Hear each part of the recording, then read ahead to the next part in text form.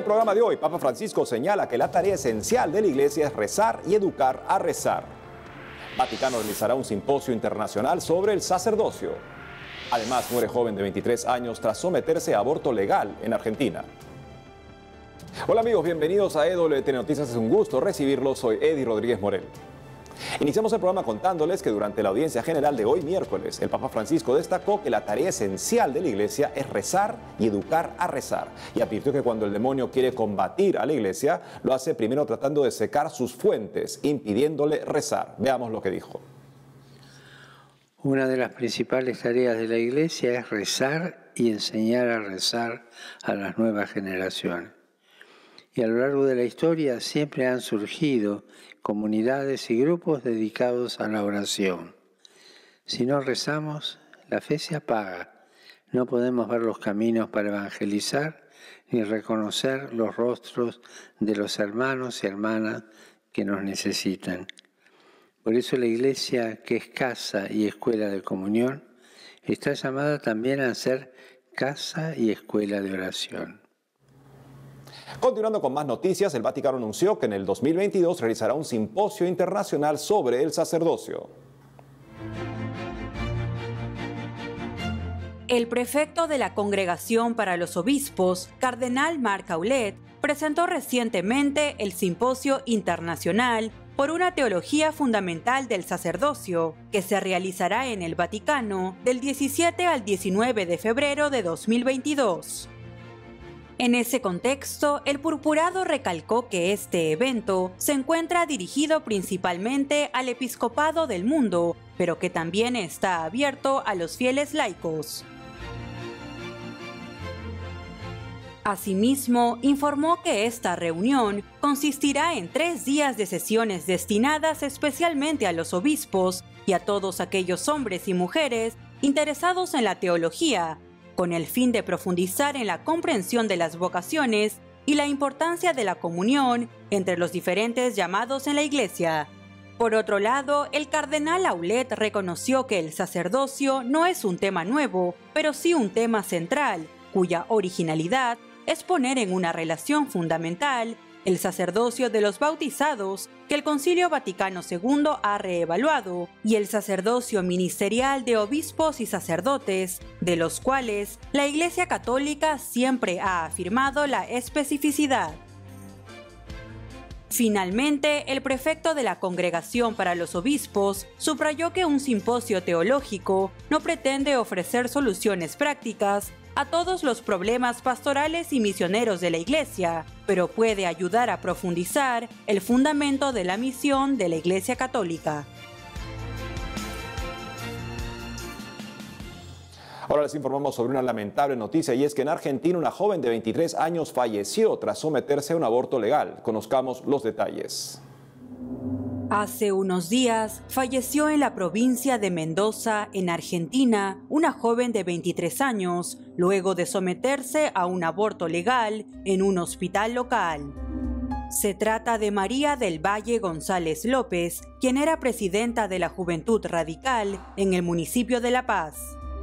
Según informó el diario argentino Clarín, la joven se dirigió el miércoles 7 de abril al Hospital Arturo Illia para solicitar un procedimiento de interrupción legal del embarazo, término usado para referirse al aborto, y fue allí donde le recetaron una medicación que días después la hizo sentirse mal. En ese sentido, el medio dio a conocer que después de esta situación fue derivada al principal centro de salud de la zona este de Mendoza, donde le detectaron una infección general que le habría provocado la muerte. Frente a esta situación, el doctor Luis Durant, médico cirujano argentino, explicó a Asiprensa que aunque algunos afirman que la muerte de la joven podría haber ocurrido por mala praxis, en realidad el aborto no es una práctica médica, ya que hasta hace unos meses, para la ley argentina, era un acto delictivo y ahora es un instrumento legalizado para supuestamente beneficiar a unos y castigar a otros, lo cual, señaló, no es un acto médico, independientemente que sea legal o no. Es preciso mencionar que este hecho ha conmocionado al país al ser la primera muerte registrada luego de la aprobación de la ley del aborto el 30 de diciembre del 2020.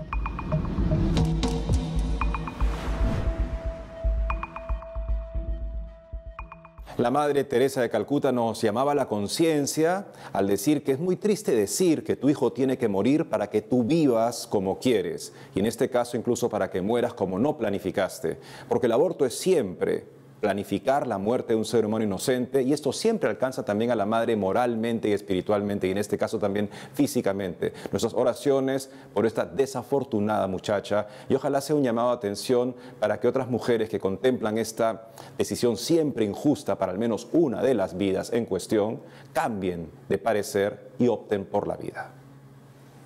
Siguiendo con noticias desde Argentina, les contamos que la plataforma de educación online Integralis, en coordinación con María Inés Frank, abogada licenciada en Ciencias Políticas y Relaciones Internacionales en Derecho Canónico, están realizando un curso online titulado Escuelas Protectoras de la Infancia, la prevención de abusos en contextos educativos. Para darnos más detalles al respecto, estamos conectados con la misma María Inés Frank, a quien le damos la bienvenida al programa. Feliz Pascua, María Inés. Feliz Pascua, ¿cómo están todos? Y espero que estén bien. Y un gusto, como siempre, estar con ustedes. María Inés, cuéntanos, ¿cómo nace esta iniciativa de hacer un curso sobre prevención de abusos en ambientes educativos y cuál es su objetivo?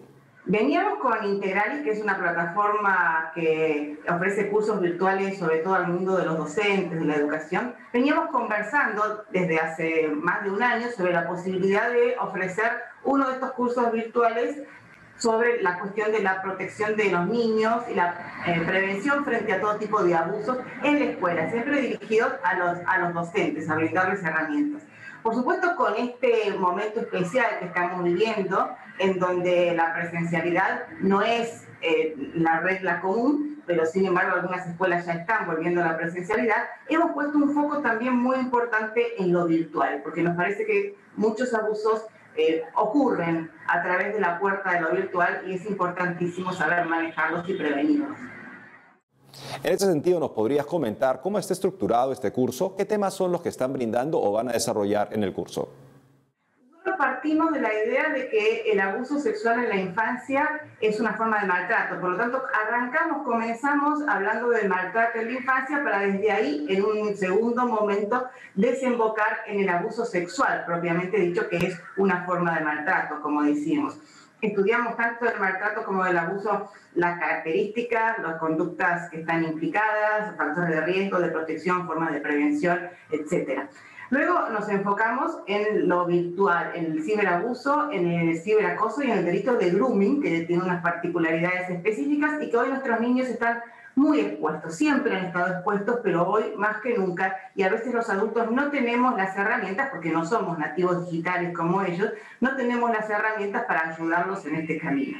Luego enfocamos la prevención primaria y la prevención secundaria, la primaria aquella que se puede hacer en la escuela, siempre hablando de la escuela para evitar que ocurran estos abusos, y la secundaria, cuáles son las conductas que uno debería tener cuando uno se entera en la escuela de que ha ocurrido un abuso, que gran parte de los abusos sabemos que son fuera del ámbito de la escuela, es decir, la mayoría son fuera del ámbito de la escuela, pero esa es la prevención secundaria en la que la escuela puede ayudar a sanar y a comunicar a las autoridades que corresponda lo que ha ocurrido. Tenemos una unidad también de buenas prácticas internacionales y también una unidad dedicada a escuelas católicas, específicamente, que es optativa en nuestro curso. María Inés, ¿y cómo consideras que debería actuar una escuela en caso de abusos? En primer lugar, cumplir todas las reglamentaciones vigentes. Los estados suelen tener legislación para ello, protocolos específicos en donde en general es obligatorio comunicar a las autoridades de protección de la infancia lo que ha ocurrido o aquello de lo que el personal de la escuela se ha enterado. Eso en primer lugar.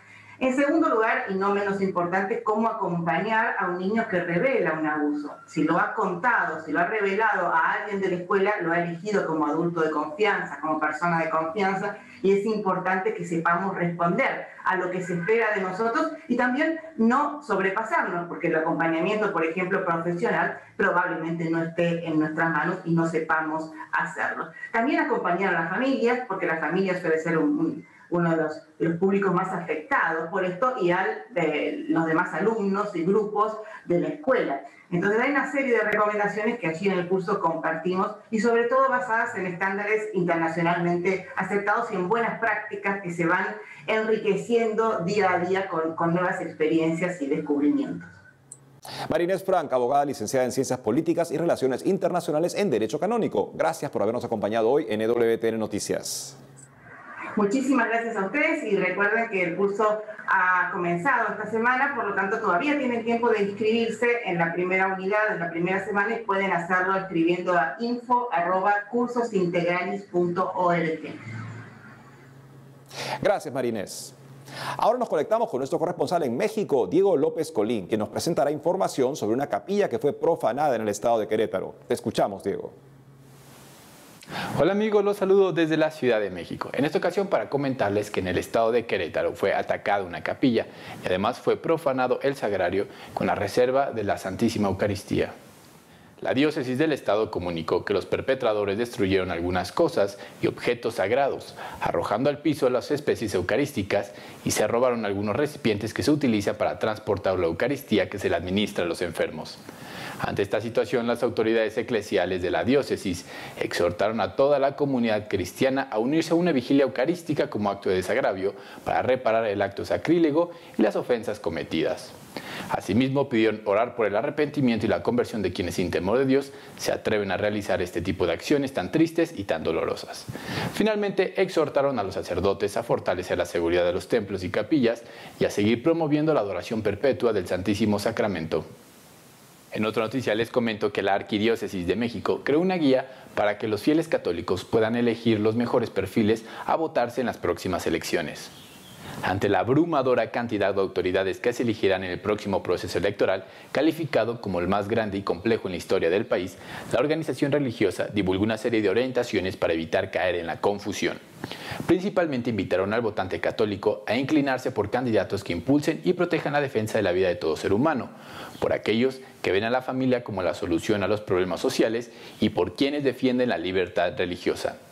La arquidiócesis remarcó que es muy importante que los candidatos puedan mostrar que tienen ideas claras sobre cada uno de estos temas y proponen vías lógicas para fortalecer a la comunidad. Por otro lado, pidieron priorizar temas como la seguridad pública, la educación, la salud y el respeto a las instituciones.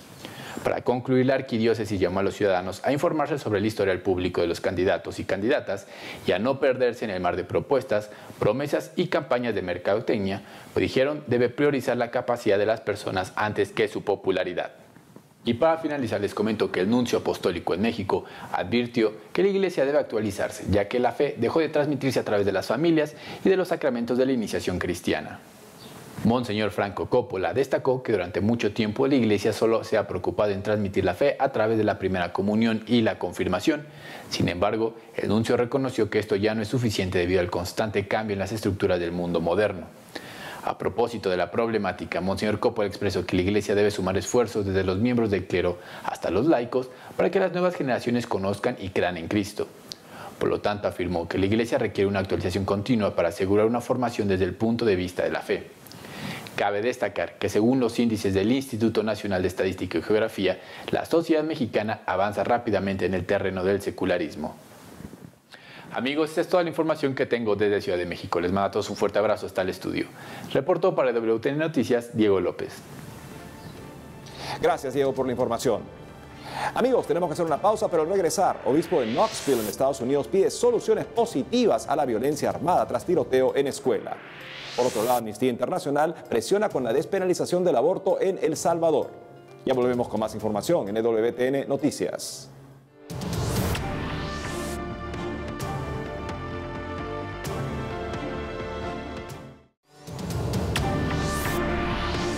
Bienvenidos nuevamente al programa. Y les contamos que el obispo de Knoxville, en Estados Unidos, pidió soluciones positivas a la violencia armada tras un tiroteo en una escuela local. Veamos. Recientemente, el obispo de la diócesis de Knoxville en Estados Unidos, Monseñor Richard Estica, exigió soluciones positivas a la violencia armada después de un tiroteo fatal que surgió en una institución educativa del área. Y es que hace unos días, durante una balacera en la escuela secundaria Austin East, una persona falleció y un oficial de policía resultó herido. Al respecto, la policía de Knoxville dio a conocer que los oficiales habían respondido a los informes de un hombre armado en el lugar, que posteriormente murió cuando fue confrontado por los efectivos policiales. En ese contexto, a través de un comunicado, Monseñor Stika manifestó que ha estado monitoreando el desafortunado y violento incidente y ofreció sus oraciones personales por todas las víctimas. Asimismo, destacó que la serie de eventos trágicos que han tenido lugar en las últimas semanas en la región y en todo el país demuestran que la violencia en la sociedad sigue siendo un hecho grave, casi diario, y que reclama víctimas de muchas formas diferentes. Por ello, señaló que como nación deben comprometerse a trabajar para alejar los actos violentos y encontrar soluciones reales que lleven al amor, a la compasión y a la decencia. Nos vamos de inmediato a El Salvador con nuestra corresponsal Sara Larín, que nos informará sobre Amnistía Internacional que presiona con la despenalización del aborto en el país. Adelante, Sara, cuéntanos.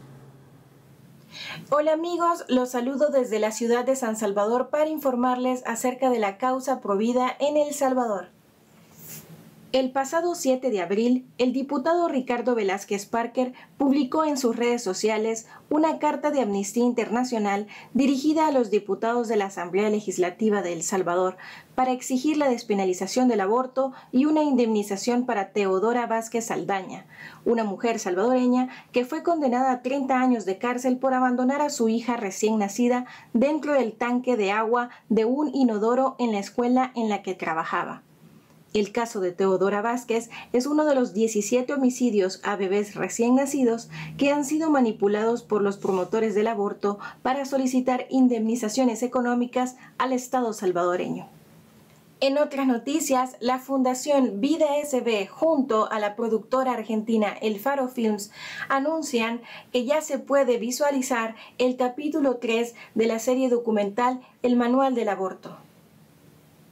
El Manual del Aborto es una serie documental que narra cómo los homicidios de 17 recién nacidos han sido manipulados para despenalizar el aborto en El Salvador.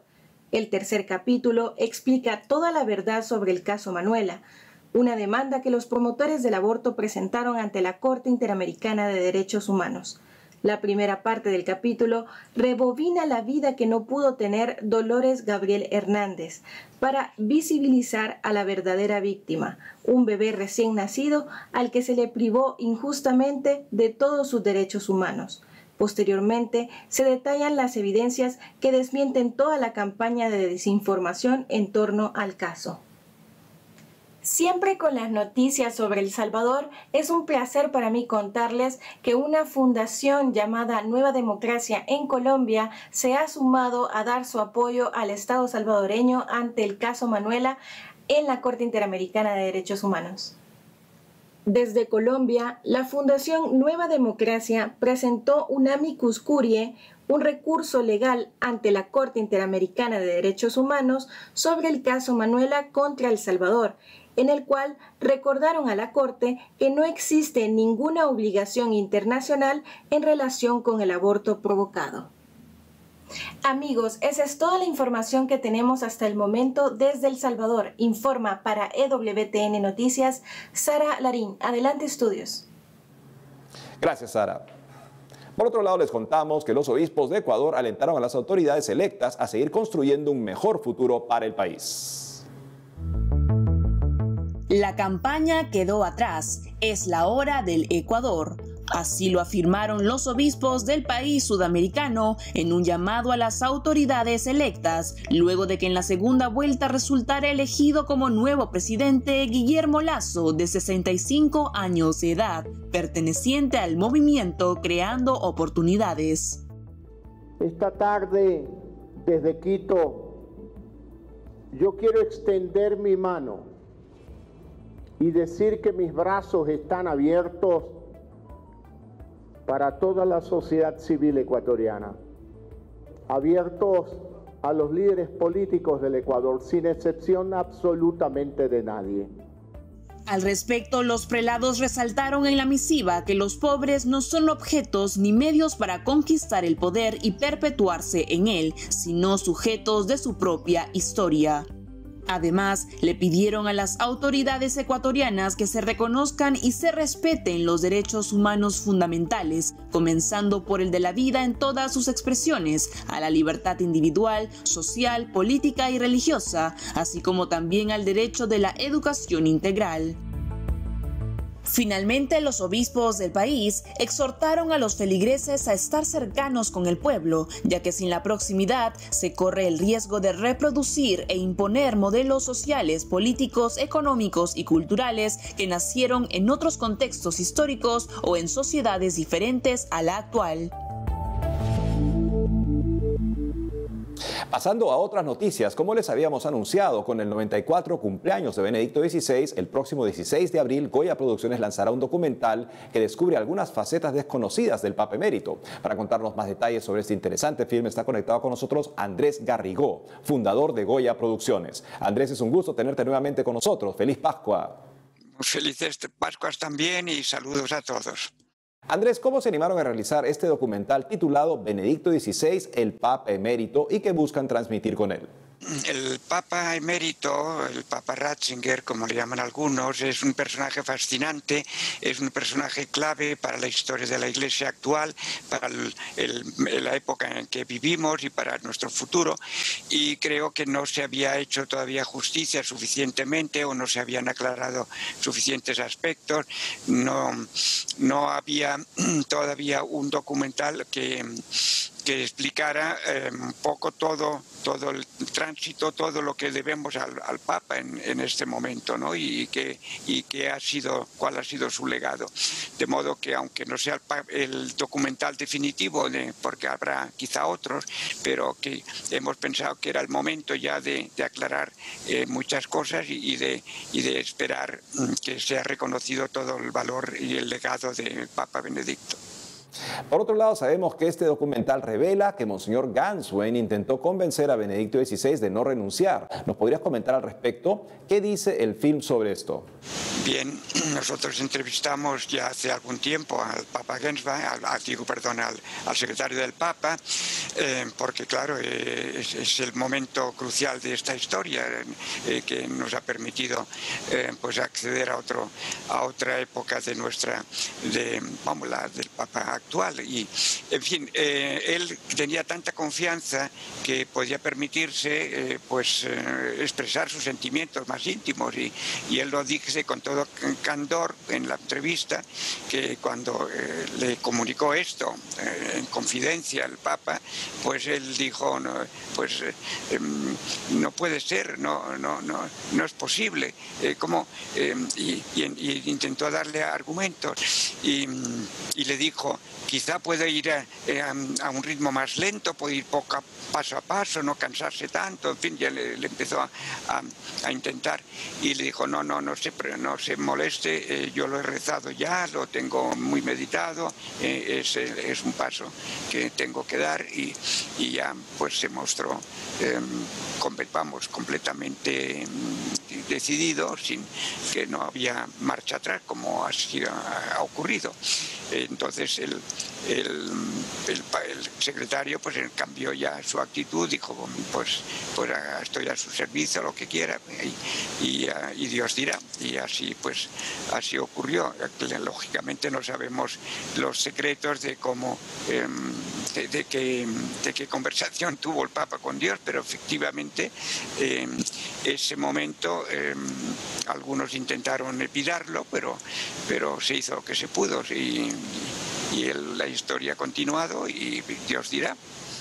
Andrés, ¿y qué otros aspectos del Papa Emérito van a encontrar las personas en este documental? pues entre otros aspectos encontraremos su lucha por la fe, por la ortodoxia, ya empezando cuando era cardenal en la curia contra la ideología de género y también la teología de la liberación, contra todo lo que luego ha venido en forma de escándalos de pedofilia y también en el tema de la reforma de la Iglesia, tanto de la curia y de las finanzas como también de la enseñanza dentro de los seminarios. Bueno, tiene muchos aspectos en los que combatió y llegó al máximo y al final pues entregó la antorcha a su sucesor. Andrés Garrigó, fundador de Goya Producciones, gracias por habernos acompañado hoy en EWTN Noticias. Muchas gracias a vosotros por la entrevista y la película se podrá ver a partir del 16 de abril en la plataforma estrenosdecinedigital.com. Gracias nuevamente, Andrés. Y amigos, con eso llegamos al final del programa. Saben que nos pueden seguir en las redes sociales y también de lunes a viernes a las 12 del mediodía, hora de Miami, por Radio Católica Mundial en su programa Más que Noticias. Hasta pronto.